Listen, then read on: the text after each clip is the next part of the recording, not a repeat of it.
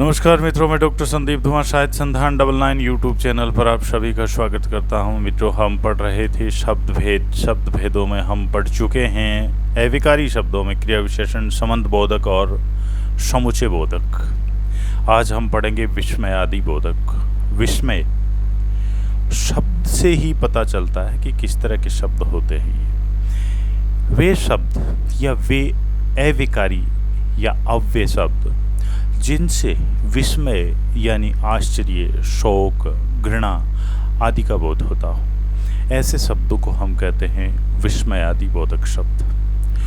तो ये विस्मयादि शब्द पढ़ने में तो बड़े आसान लगते हैं, लेकिन इनसे संबंधित जब परीक्षा में प्रश्न आते हैं तब बड़े उलझाऊ प्रश्न आते हैं। यह तो हम सिंपल सा है कि इसकी परिभाषा हम जानते हैं, छोटे मोटे भेद हैं वो भी जानते हैं, लेकिन आज हम देखेंगे सबसे पहले विस्मयादि बोधक शब्द पढ़ने से पहले इसके बारे में 4-5 बिंदु हैं जिनके बारे में हमें अच्छे से जानकारी होनी चाहिए।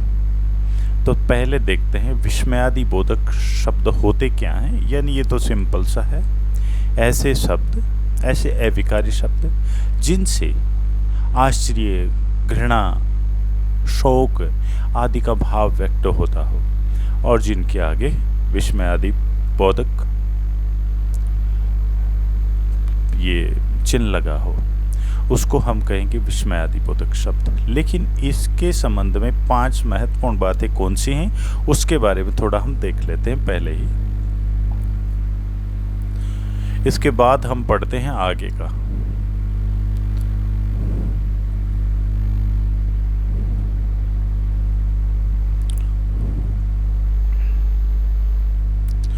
तो मित्रों, विस्मयादि बोधक अव्यय के बारे में थोड़ा पहले पढ़े हम, फिर उसके बाद हम पढ़ते हैं आगे का।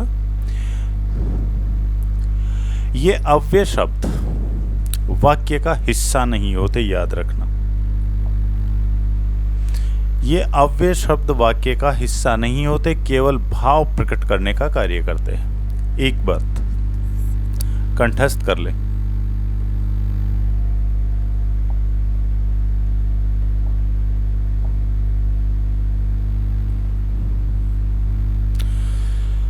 और दूसरा है विस्मयादि बोधक अव्यय सदैव वाक्य के आरंभ में आते हैं। ये जो 5 मैंने आपको बिंदु बताए हैं, इसका उपयोग कहाँ होता है? ये कई बार क्या है, वैकल्पिक प्रश्न, कई बार क्या है, अमूमन अब तो वैकल्पिक प्रश्न ही दिए जाते हैं कि ऊपर से दिया जाए कि कौन सा कथन त्रुटिपूर्ण है, उसमें एक पंक्ति इस तरह की डाल देंगे। जैसे यही डाल दी, मान लो विस्मयादि बोधक अव्यय सदैव वाक्य के आरंभ में आते हैं। यदि आपको पता है तो इसके बारे में आप विश्लेषण कर सकेंगे और सही तरीके से इसको जांच करके पता कर लेंगे कि ये सही है, गलत है, त्रुटिपूर्ण तो नहीं है। तो ये ध्यान में रखना, वाक्य के सदैव आरंभ में आते हैं। इन अव्यय शब्दों का संज्ञा सर्वनाम आदि से कोई संबंध नहीं होता है। पीछे हमने पढ़े हैं उसमें ऐसा कोई शब्द नहीं आया जिसका संज्ञा सर्वनाम से कोई संबंध नहीं होता हो, जबकि अव्यय, ये विस्मयादि बोधक अव्यय जो हैं, इनका संज्ञा सर्वनाम आदि से कोई संबंध नहीं होता, ये स्वतंत्र होते हैं, ध्यान रहे। और चौथा है, ये अव्यय शब्द वाक्य का हिस्सा नहीं होते, ये केवल भाव प्रकट करने का कार्य होते हैं। इस पे गौर कीजिएगा। जिस वाक्य के साथ ये प्रयुक्त होते हैं, ये उस वाक्य का हिस्सा नहीं होते, ये स्वतंत्र होते हैं। संज्ञा सर्वनाम विशेषण के साथ कई बार विस्मयादि बोधक अव्यय का प्रयोग होता है। किस तरह से होता है इसको नीचे देखें आप। जैसे ये क्या है, अच्छा, आगे क्या लगा हुआ है इसके,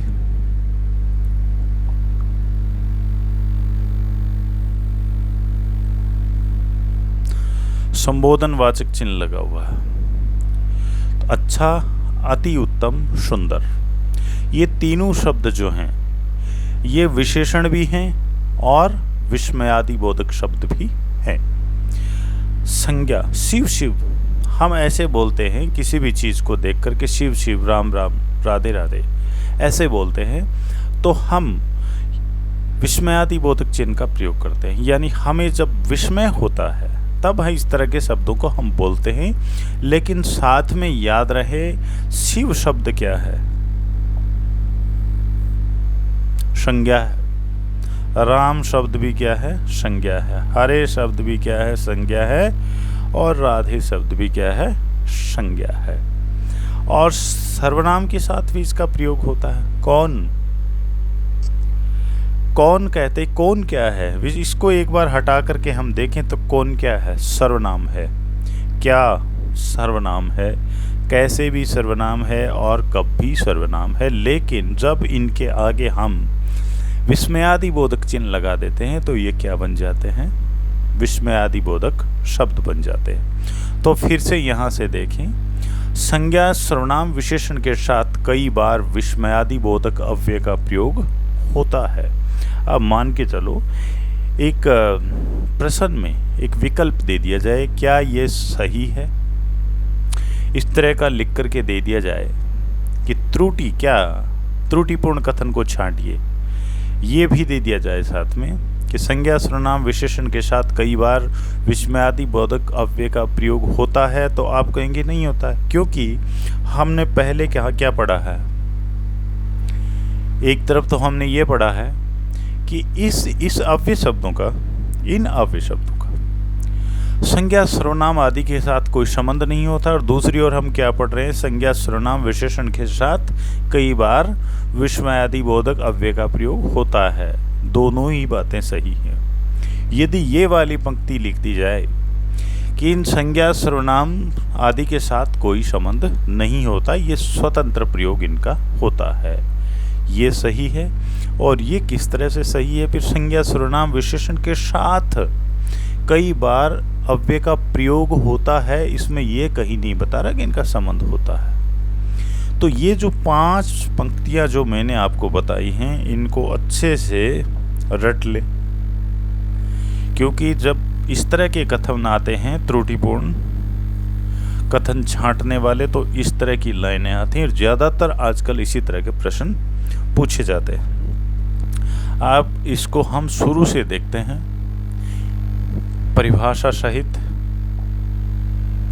विस्मयादि बोधक अव्यय होते क्या है और इनको स्मरण रखने के लिए किस तरह से हम इसको पढ़ेंगे, किस तरह से याद रखेंगे। जितना सरल कोई भी टॉपिक दिखता है उतना सरल होता नहीं है, क्योंकि इसी में से बनाया हुआ प्रश्न हमें भूल जा देता है। अब ये क्या कहता है? ऐसे अव्यय शब्द जो वाक्य में आश्चर्य, घृणा, शोक, हर्ष आदि का भाव व्यक्त करने के लिए प्रयुक्त हो। वाक्य में हम ऐसे भाव प्रयुक्त करते हैं और उनको प्रकट करने वाले शब्द क्या कहलाते हैं? विस्मयादि बोधक शब्द कहलाते हैं। ऐसे शब्दों के साथ विस्मयादि बोधक चिन्ह का प्रयोग किया जाता है। इस चिन्ह का प्रयोग निश्चित रूप से किया जाता है। हाय, मैंने ये क्या कर दिया। यहां क्या कह रहा है?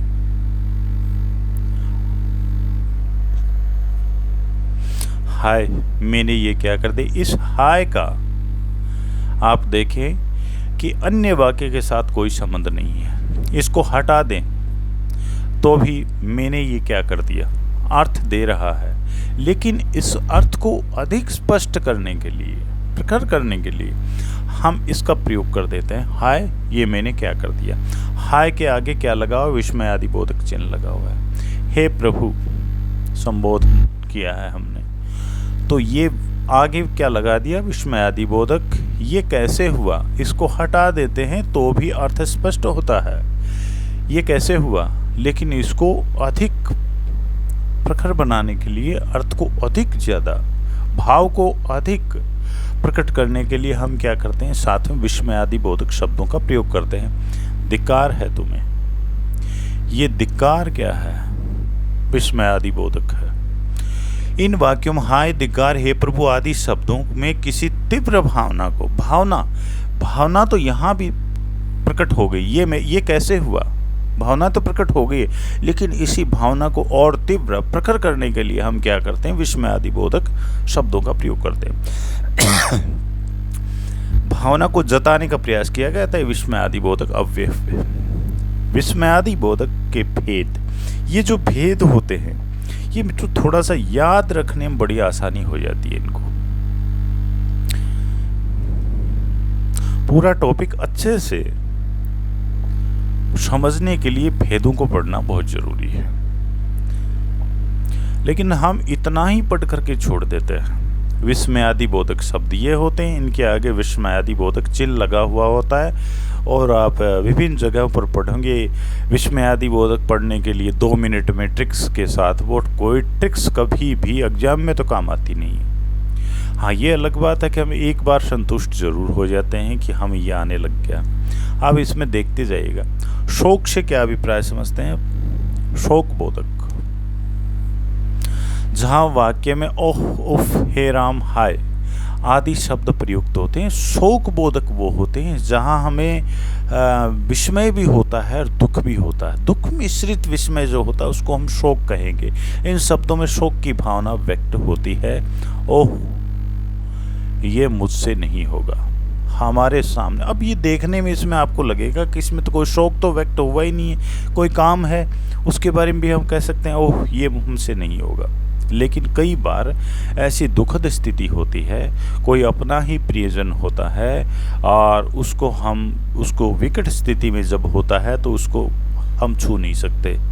हमारी एक कमजोरी हमें उसको छूने नहीं देती है, तो उसके बारे में भी हम कहते हैं कि ये मुझसे नहीं होगा। हम जब दुखी होते हैं और अपना कोई प्रियजन होता है तो उसके बारे में भी हम ऐसा ही कहते हैं कि ये मुझसे नहीं होगा, ये आप ही कर लो। तो यहाँ ओह शोक बोधक है ये। हाय, ये मैं क्या देख रहा हूँ। जब हम दुखी होते हैं, पीड़ित होते हैं, तो इस तरह का कहते हैं हाय ये मैं क्या देख रहा हूँ। यदि कभी कभी कल्पना मैंने की नहीं थी ऐसा देखने की। हे राम, अब मेरा क्या होगा। जब हम संकट में होते हैं, दुखी होते हैं, तो इस तरह के अव्यय शब्द का प्रयोग करते हैं जो विस्मयादि बोधक होता है। लेकिन कौन से विस्मयादि बोधक में कौन से भाव को प्रकट कर रहा है? शोक, यानी कि विस्मय के साथ दुख का भाव। बाप रे बाप, कितनी दुर्दशा की है। हमने आश्चर्य भी व्यक्त किया है और साथ में दुख का भाव भी मिश्रित है। तो इस तरह आश्चर्य और दुख से मिश्रित जो भाव होते हैं उनको हम कहेंगे शोक बोधक, विस्मयादि बोधक। शोक बोधक अव्यय शब्द। अब दूसरा आगे वाला है विवस्ता बोधक। विवस्ता को आप समझें साधारण शब्द में मजबूरी। जब हम मजबूर हो जाते हैं, विवश हो जाते हैं, हमारा वश नहीं चलता। विवश, वी का मतलब होता है नहीं और वश का मतलब होता है नियंत्रण। जब हमारा नियंत्रण नहीं होता और जब हमारा वश नहीं चलता तो हम कहेंगे विवश होना। तो यहाँ देखिएगा, जहाँ वाक्य में काश, हे भगवान, कदाचित आदि अव्यय शब्द प्रयोग होते विवस्था बोधक अव्यय कहलाते। इन शब्दों से विवस्था की भावना व्यक्त होती है, यानी हमारे हाथ में कुछ भी नहीं है, मजबूरी की भावना व्यक्त होती है। तो यहाँ देखिएगा, काश मैं भी पढ़ पाता। ये लाइन दे करके आपके सामने 4 ऑप्शन रख दिए जाएंगे कि ये किस तरह का भाव है। विस्मयादि बोधक तो है, विस्मयवाचक चिन्ह लगा हुआ है, लेकिन विस्मयादि बोधक में किस तरह का भाव है? क्या ये विवस्था बोधक है, तिरस्कार बोधक है, शोक बोधक है, किस प्रकार का है? तो इस तरह के जो प्रश्न आते हैं उसके लिए हमें इसको, ये जो भेद है इनको थोड़ा विस्तार से पढ़ना चाहिए। काश मैं भी पढ़ पाता, यहाँ हम अपनी विवस्था प्रकट करते हैं। हे भगवान, मेरा क्या होगा, यानी मेरा कोई वश है ही नहीं इस स्थिति पर। इसलिए तब उस स्थिति में हम कहेंगे जहाँ हमारा कोई वश नहीं हो कि हे प्रभु अब मेरा क्या होगा। हम विवश होकर के कहते हैं तब मेरा क्या होगा। भाव तो यहाँ प्रकट हो जाते हैं, लेकिन इस भाव को अधिक तीव्र भाव बनाने के लिए तीव्रता के साथ व्यक्त करते हैं। तो इसके आगे हमने जोड़ दिया हे भगवान मेरा क्या होगा। काश मैं भी पढ़ पाता, मैं भी पढ़ लेता। भाव तो प्रकट हो गया, लेकिन इसको तीव्र बनाने के लिए इसके आगे काश शब्द को जोड़ दिया गया। तिरस्कार बोधक। तिरस्कार का मतलब होता है घृणा, किसी का तिरस्कार कर देना, घृणा प्रकट करना। तो तिरस्कार बोधक शब्दों में क्या आते हैं? छी, धत, चुप, हट, थू थू, धिक्कार आदि अव्यय शब्द प्रयुक्त होते हैं। ये तिरस्कार बोधक अव्यय कहलाते हैं। अब इसमें उदाहरण से समझे। किसी को हम कह देते हैं चुप,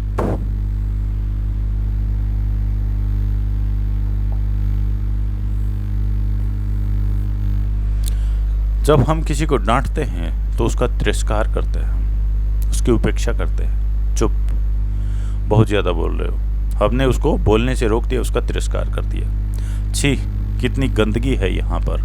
तिरस्कार का मतलब है कि उस जगह से हम अलग हो जाना चाहते हैं। धिक्कार है तुम पे,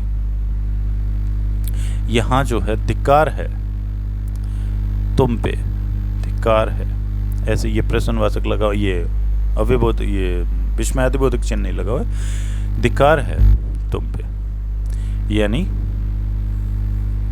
धिक्कार मतलब घृणा है तुमसे, उसको भी ये क्या है? तिरस्कार कर रहे हैं। ये धत, ऐसी बातें नहीं करते, यानी ऐसी बातें नहीं करते का मतलब इस तरह की बातें हैं उनको हम तिरस्कृत कर रहे हैं। हट, यहाँ से हट जाओ, तिरस्कार के भाव से उसको कह रहे हैं। तो ये हो गया तिरस्कार बोधक, विस्मयादि बोधक शब्द। विस्मयादि बोधक शब्द जिसमें तिरस्कार का भाव मौजूद हो।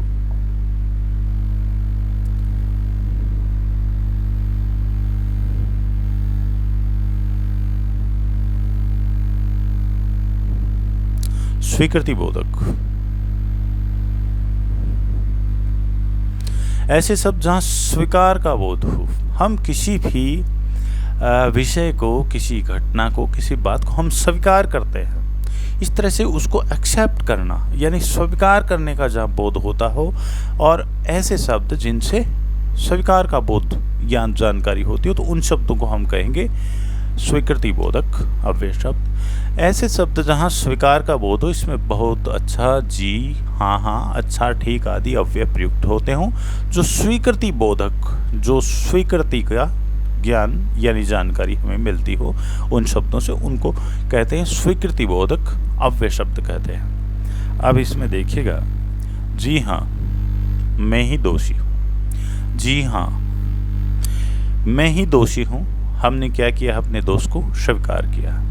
अब इसके अलावा मैं ही दोषी हूँ ऐसा हम कह देते हैं तो भाव तो प्रकट हो गया ना, जो हम कहना चाहते हैं वो तो स्पष्ट हो रहा है, वाक्य अपना पूरा अर्थ दे रहा है, मैं ही दोषी हूँ। लेकिन हम जब जो हमारी भावना व्यक्त कर रहे हैं, उस भावना को जब तीव्रता के साथ व्यक्त करते हैं तो हम उसके साथ अव्यय शब्द प्रयुक्त करते हैं, विस्मयादि बोधक अव्यय शब्द। जी हाँ मैं ही दोषी हूँ। अच्छा तो हम चलते हैं। हाँ मैं अगले सप्ताह पहुंच जाऊंगा। सब में देखें आप, ये आगे वाले वाक्य हैं, ये पूरा अर्थ अपना स्पष्ट कर रहे हैं, लेकिन भावना को, जो भाव हम व्यक्त कर रहे हैं उनको तीव्र बनाने के लिए, अधिक पुष्ट बनाने के लिए विस्मयादि बोधक शब्दों का प्रयोग कर रहे हैं। हाँ मैंने तुम्हारी कलम चुराई है, स्वीकार किया है, स्वीकृति बोधक है। जितने भी शब्द जो आए हैं विस्मयादि बोधक शब्द हैं, उसमें कौन सा भाव मौजूद है? स्वीकृति का भाव मौजूद है, इसलिए इनको हम कहेंगे स्वीकृति बोधक। ये जो वाक्य है, अच्छा तो हम चलते हैं, इस पे थोड़ा ध्यान देना, क्योंकि ये वाक्य आगे एक भेद में दोबारा प्रयुक्त हुआ है, तो इसको ध्यान में रखना जब आगे आपको बताया जाए ये कौन से स्वीकृति बोधक में आया है। आशीर्वाद बोधक, आशीर्वाद देने का भाव हो। ऐसे शब्द जिनमें आशीर्वाद देने का भाव व्यक्त होता हो, ये शब्द तब प्रयोग में होते हैं जब बड़े लोग छोटों को आशीर्वाद देते हैं। इसमें जीते रहो, खुश रहो, सदा सुखी रहो, दीर्घायु रहो आदि अव्यय शब्द प्रयुक्त होते हैं। अतः जहाँ आशीर्वाद देने का भाव व्यक्त होता हो, आशीर्वाद देने का भाव व्यक्त होता हो, उसे आशीर्वाद बोधक अव्यय कहते हैं। जीते रहो, ये क्या? जीते रहो, आशीर्वाद दिया है। सदा सुखी रहो, आशीर्वाद बोधक है। तो ये जो आशीर्वाद का भाव व्यक्त होता हो, इस प्रकार के विस्मयादि बोधक शब्दों को आशीर्वाद बोधक अव्यय कहते हैं। अनुमोदन बोधक, अनुमोदन का मतलब होता है मित्रों किसी भी बात का समर्थन करना, स्वीकृति देना, उसको कहेंगे अनुमोदन। तो अनुमोदन में जहाँ वाक्य में अनुमोदन करने का भाव हो, अनुमोदन से आप समझेंगे हम किसी बात की स्वीकृति देते हैं, समर्थन करते हैं।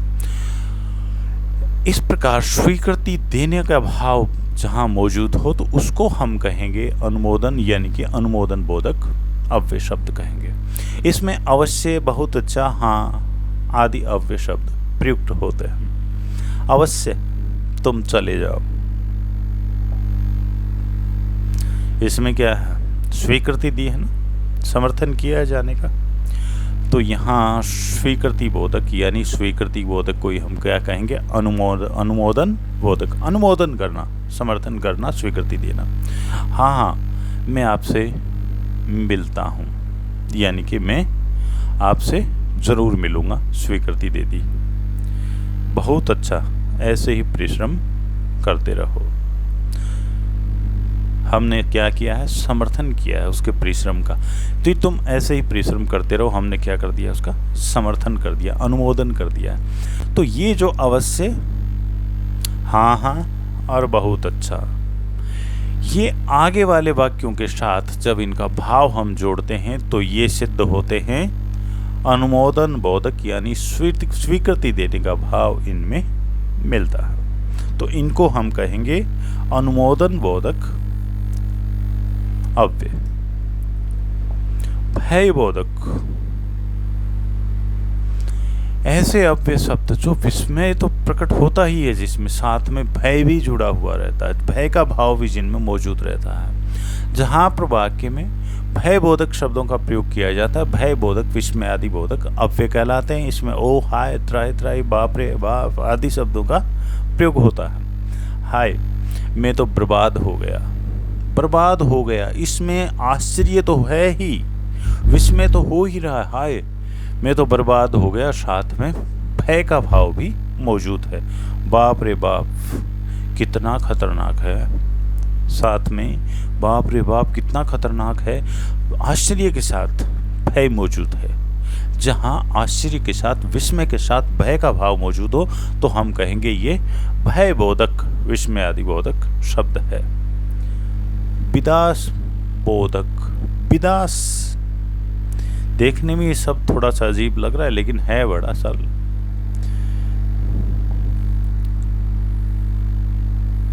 इस शब्द को यहां से लेते हैं तो क्या होता है, विदा। विदा, विदा का मतलब क्या होता है, किसी को अलविदा यानी विदाई कर देना, उसको सी ऑफ कर देना। तो सी ऑफ यानी विदाई का बोध कराने वाले शब्द क्या कहलाएंगे, विदास बोधक बोला जाता है इनको।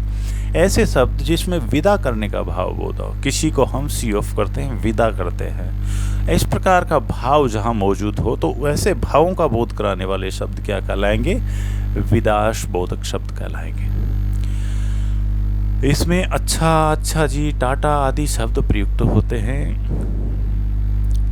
अच्छा, तो हम चलते हैं। इससे पहले मैंने आपको बताया था ये वाक्य पहले भी आया है, किसमें, स्वीकृति बोधक वाक्य, और यहाँ भी आया है, विदास बोधक में भी आया है। इस वाक्य में स्वीकृति भी है, अच्छा तो हम चलते हैं, स्वीकृति लेने का भाव भी मौजूद है, इसलिए ये स्वीकृति बोधक भी है। और साथ में अच्छा तो हम चलते हैं, विदाई का भाव भी मौजूद है, इसलिए इस वाक्य में दोनों भाव मौजूद हैं। टाटा, हम फिर मिलते हैं। विदाई, टाटा कहने का मतलब क्या होता है, विदाई का भाव मौजूद है इसमें। हर्ष बोधक, हम जब बहुत खुश होते हैं, आपको अचानक से ये कहा जाए कि आप उक्त सरकारी सेवा में सेलेक्ट हो गए, तो आपको विस्मय भी होगा और साथ में खुशी भी होगी। तो विस्मय और प्रसन्नता का मिला जुला भाव जो वाक्य जो शब्द प्रकट करते हैं उनको कहते हैं हम हर्षबोधक, जो प्रसन्नता का बोध कराते हों लेकिन साथ में विस्मय का बोध भी होता हो। ऐसे शब्द जिनसे हर्ष उल्लास का भाव व्यक्त होता हो, हर्षवाचक, प्रसन्नतावाचक, विस्मयादि बोधक अव्यय कहलाते हैं। इसमें वाह वाह, धन्य, अति सुंदर, आहा, शाबाश आदि शब्दों का प्रयोग होता है। शाबाश,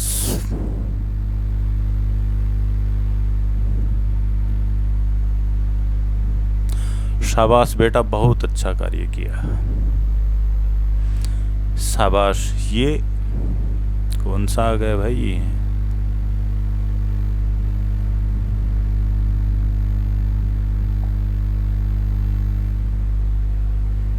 हर्षबोधक।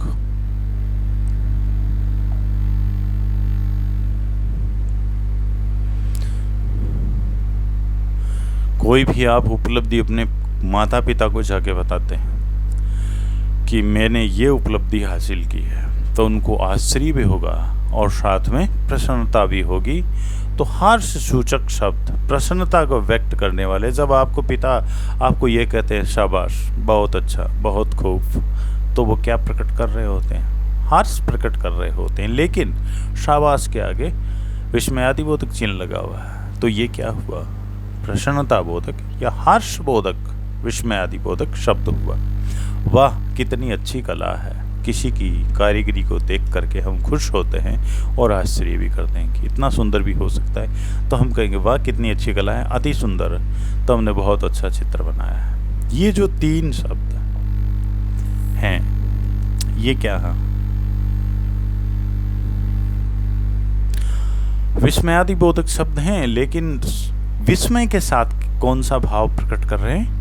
प्रसन्नता का भाव प्रकट कर रहे हैं। ये विस्मयादि बोधक, ये तो पूरे में ही है, इसको अलग से पढ़ने की कोई आवश्यकता है नहीं। लेकिन फिर भी आप देख लें एक बार, जहां केवल आश्चर्य का भाव, अभी इतने हमने वो पढ़े हैं, उसमें किसी में हर्षबोधक प्रसन्नता का भाव मौजूद है, किसी में शोक का भाव मौजूद रहता है विस्मय के साथ, लेकिन कुछ शब्द ऐसे हैं जिसमें सिर्फ विस्मय का भाव मौजूद रहता है। ऐसे शब्द जिसमें विश्व आश्चर्य का भाव मौजूद रहता है, विस्मयादि बोधक अव्यय कहलाते हैं। इसमें अरे क्या, ओह, ओह, वाह, सच है, हैं आदि अव्यय प्रयुक्त होते हैं। ओह, ये क्या है? आश्चर्य हम जब व्यक्त करते हैं, आप कोई जादूगर की कला को देखते हैं, तब आप यही कहेंगे, ओह, ये क्या है? अरे कहाँ जा रहे हो? आश्चर्य व्यक्त करते हैं, कहाँ जा रहे हो? क्या ये सफल हो गया? और बड़ा आश्चर्य। यहाँ सिर्फ और सिर्फ क्या है? विस्मयादि यानी आश्चर्य का भाव मौजूद है। संबोधन बोधक, जब हम किसी को संबोधित करते हैं, पुकारते हैं, तब उसमें कौन से विस्मयादि बोधक शब्दों का प्रयोग करते हैं? अजी, ओ, रे, री, अरे, हेलो, ये तो करते हैं। हेलो, कोई है क्या? हम किसी भी खाली जगह पे जाते हैं, किसी जहाँ हमें उम्मीद ये होती है कोई होगा वहाँ, लेकिन कोई नहीं मिलता है, तो हमें आश्चर्य होता है, हेलो, कोई है क्या? है, कहाँ जा रहे हो? जहाँ आश्चर्य के साथ साथ संबोधन भी हो, हेलो, हम ऐसे तो करके संबोधित करते हैं किसी को, है, कहाँ जा रहे हो? ये भी संबोधनवाचक है। तो ये जो दो है, ये क्या है? संबोधन का भाव भी मौजूद है। विस्मयादि बोधक तो हैं ही, लेकिन साथ साथ में संबोधन का भाव भी मौजूद है। अब मित्रों, ये जो आगे वाले हैं, ये मैंने आपको थोड़ी देर पहले ही बताए थे। तो ये चैप्टर इतना ही है।